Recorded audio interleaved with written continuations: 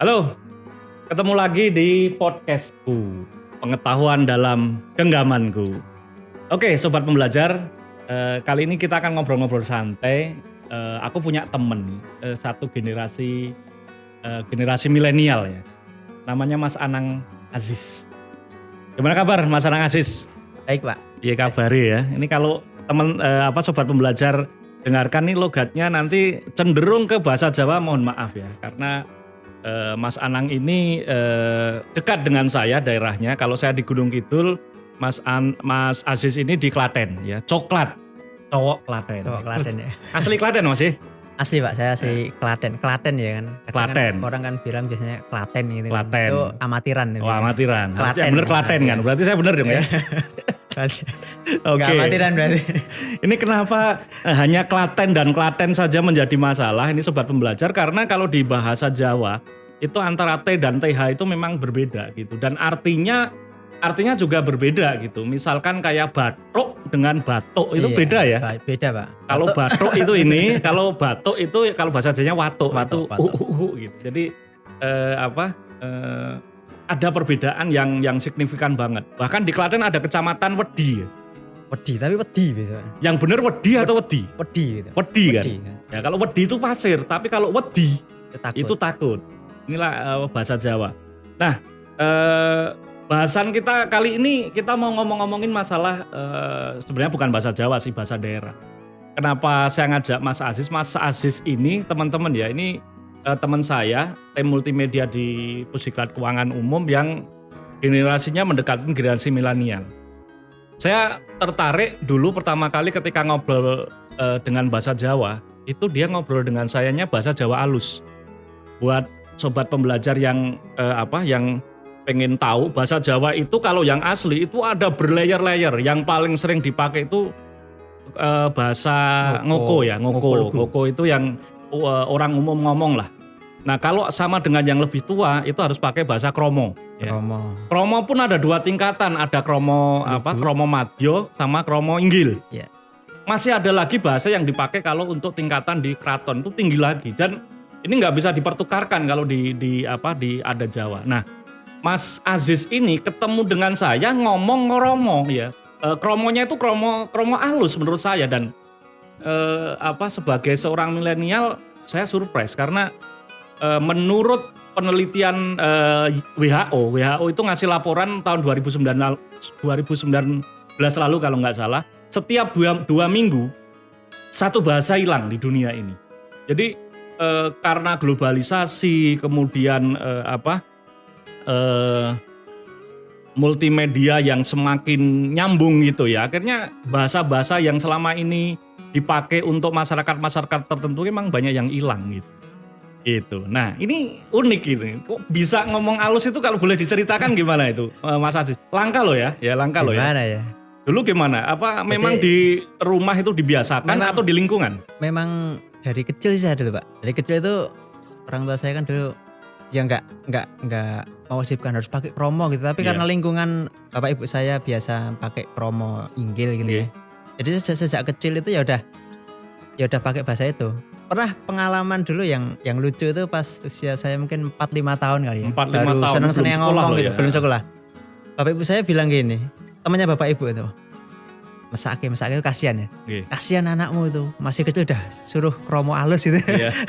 Jadi dari kecil tuh ya udah saya ketemu dengan saudara bahkan yang seumuran gitu. Ya pakai bahasa kromo ya. Nyaman aja kok saya sih. Makanya gitu. saya selalu kalau ketemu dengan Pak Gatot karena mungkin baru kenal ya, baru ketemu. Meskipun namanya sudah terkenal seantero jagat raya. Tapi ketika di sini ketemu dengan jenengan ya saya bahasakan jenengan bukan bapak gitu ya. Karena memang lebih tadi yang disampaikan Pak Gatot tadi, lebih akrab tapi juga tidak mengurangi memposisikan diri kita masing-masing ya gitu. Kalau menurut saya kalau bapak gitu kayak ada jarak gitu. Kalau jenengan tuh ya udah kayak sopan tapi tetap dekat gitu kan. Iya, kayak saya dengan orang tua saya. Tapi kalau sampean kan lebih rendah lagi gitu. Apalagi kowe itu sampean tuh masih setara gitu ya. Kalau kowe ya udah adik saya berarti. Itu suka keliru gitu kan. Wes mangan urung, sampun dahar kula, salah. Dahar itu sebutan untuk orang lain yang lebih kita tuakan. Nah, sampai yang sebegitu pun ya Mas Aziz ini fasih dan dan menurut hemat saya fasih banget gitu. Kesalahannya itu hampir minim. Penggunaan bahasanya itu, kesalahan penggunaan bahasa itu terutama untuk di bahasa Jawa itu kayaknya pas semua. Ada pengalaman gini, kenapa bahasan kita ngarah ke sana ya teman-teman. Saya punya sahabat namanya Arbain Rambe, itu pensiunan wartawan senior Kompas. Bang Arbain itu bapaknya itu Batak tapi ada keturunan dari Turki gitu. Tapi bahasa daerahnya mungkin Batak ya, Batak atau ada Arabnya, bahasa Arab ya gitu. Tapi Bang Arbain lahirnya di Semarang. Dia menguasai bahasa Jawa meskipun marganya Rambe. Nah istrinya Bang Arbain itu, ibunya Bang Arbain ini keturunan Cina ya, Cina Madura ya. Cina Madura tapi gedenya di Bandung. Jadi ada berapa bahasa itu ya, selain bahasa Indonesia ya. Ada bahasa Batak, mungkin ada bahasa Arab ya dari Timur Tengah sana, bahasa Jawa Bang Arbainnya karena lahir di Semarang, istrinya at least Cina, Madura, Sunda, 6 bahasa. Nah uniknya 2 anaknya satu pun bahasa daerah nggak ada yang tahu. Bisanya hanya bahasa Indonesia dan bahasa Inggris. Hanya dalam satu generasi saja 6 bahasa hilang. Ini yang menjadi saya sendiri kok. Iya ini nanti bahasa Jawa ini masa depannya seperti apa gitu. Tapi kalau boleh tanya Pak Gatot, okay. Untuk putranya Pak Gatot diajari bahasa Indonesia atau Jawa? Nah, anak saya yang pertama dulu yang sekarang sudah kuliah itu waktu zaman kecil itu saya sudah berusaha membuat pembelajaran masing-masing bahasa. Jadi waktu kecil itu setunggal kalih 3 sampai sedoso itu jadi ngitung bahasa Jawa tapi dengan bahasa Jawa alus ya. Kan kalau yang kasar siji loro telu papat 5 6 gitu. Nah dia sudah waktu itu sudah bisa setunggal kalih 3 sekawan gangsal itu sudah apa. Tapi karena hidupnya di Jakarta kayak gitu, kita seringnya pakai bahasa Jawa ngoko dengan istri saya. Dia nangkepnya bisa, tapi ngomongnya ya bisa. Mungkin kalau panggilan-panggilan dipanggil Banu, dalem Pak gitu masih bisa, tapi ya selebihnya ya seperti saya aja kalau dengerin pidato bahasa Jawa halus bisa menangkap, tapi kalau suruh ngomong agak susah juga. Sama. Bahkan saya tuh sampai usahanya ke sana waktu anak saya belum lahir, saya tuh beli 1 set wayang, mengkoleksi 1 set wayang. Tapi anak saya yang lahir perempuan waktu itu. Nah hampir tak jual itu, hampir tak jual. Tiba-tiba 19 tahun kemudian nongol adiknya itu. Jadi saya tahan dulu. Untuk untuk diturunkan ke. Kalau Mas Aziz sendiri ya, tadi kan ada faktor keluarga tapi juga pengaruh lingkungan ya. Mungkin karena di Klaten masih nggak begitu di kota mungkin gitu ya. Nah kalau sekarang ke anaknya sendiri gimana? Nah itu permasalahannya kan ketika anak saya yang pertama lahir sekarang udah 7 tahun ya. Dulu ketika belajar ngomong itu kan, saya dengan istri kan ngobrol dulu. Ini anak kita besarkan dengan bahasa Indonesia atau dengan bahasa Jawa gitu kan.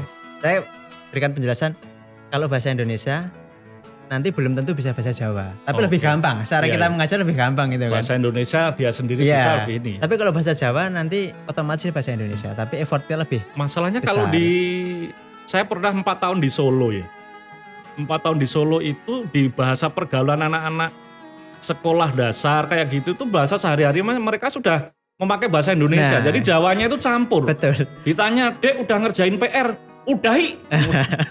Kalau udah kerjain jangan ditanya-tanya terus toh. Tapi bahasa Jawa bahasa Indonesia logatnya Jawa gitu. Nah, tadi akhirnya karena memang kita mau yang karena walaupun saya bisa bahasa Jawa tapi generasi milenial tadi kan pengen yang sederhana, ya udah kita putuskan bersama, kita ajar dengan bahasa Indonesia.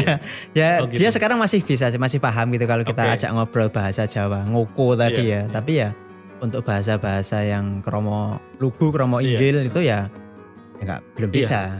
Saya sendiri penggemar bahasa daerah ya. Jadi saya belajar bahasa Minang, saketek, bisa lah ngecek gitu kan.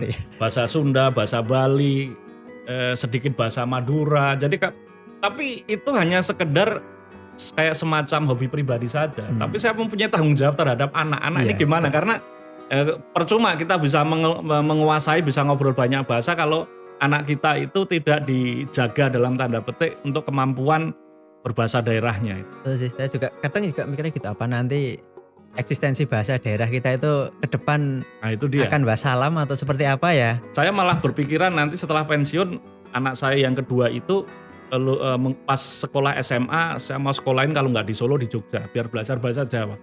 Kalau nggak gitu saya merasa berdosa mempunyai anak dan saya menghilangkan satu budaya bahasa Jawa itu ya. Itu aja sih, itu masa iya orang Jawa hilang Jawanya. Dan ya. Kemungkinan hal seperti ini juga terjadi di teman-teman dengan latar belakang bahasa atau tempat yang berbeda juga ya. Karena laporan UNESCO itu valid loh. Iya, bisa jadi kalau. Di Irian, di Papua itu diperkirakan, itu banyak diperkirakan ada sekitar 700 bahasa hanya di Irian saja. Setiap suku punya bahasa. Tapi sekarang ya satu persatu habis hilang. Orang di mana?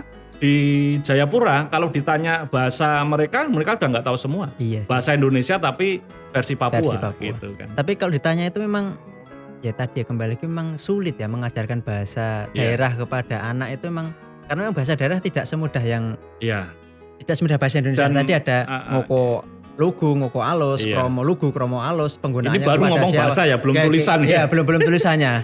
Tapi pun juga kalau ditanya mudah bahasa Indonesia atau bahasa, kalau saya bisa bahasa Jawa ya daerah ya bahasa Indonesia. Emang mudah bahasa Indonesia karena mudah. Bahasa Jawa itu lebih dalam banyak hal lebih luas lebih gitu kan. Kompleks itu. Iya, hanya jatuh saja bahasa Indonesia itu jatuh. Iya. Bahasa Jawa banyak banget. Iya, jatuhnya gimana gitu. Jatuh ke depan kepala dulu jungkel, jatuh ke belakang kepala dulu geblak gitu kan. Jatuhnya karena jalan licin kepleset. Keplesetnya kaki satu ke depan, satu ke belakang keplengkang gitu kan. Kalau jatuhnya pantat dulu gitu kan. Jatuhnya pantat dulu kecenik. Banyak sekali. Bahasa Indonesianya jatuh. Iya. Ini sebagai apa ya? Sebagai ya obrolan-obrolan ringan tapi mungkin untuk mengingatkan sobat-sobat pembelajar ya, tanggung jawab kita terhadap terhadap keluarga kita terutama anak-anak buah kita. Karena budaya itu kan buah karya hubungan sosial masyarakat yang dalam jangka waktu yang lama gitu. Jadi kalau kita tidak menyadari untuk kalau bahasa Jawanya diuri-uri ya. Diuri-uri. Ini bisa salam beneran nanti. Hilang beneran.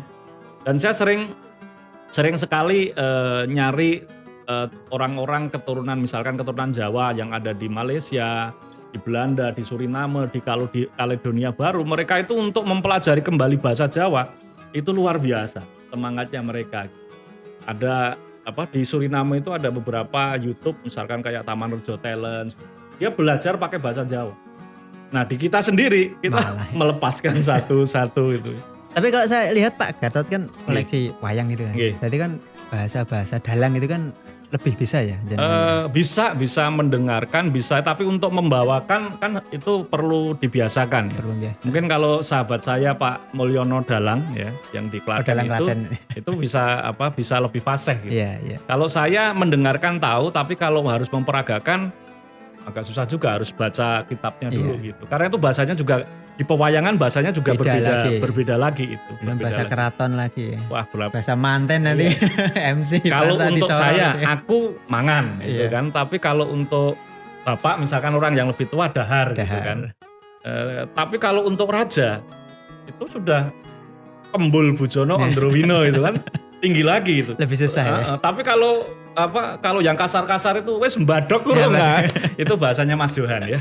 Gitu. Itu bahasa kita diangkringan sambil kaki diangkat satu gitu.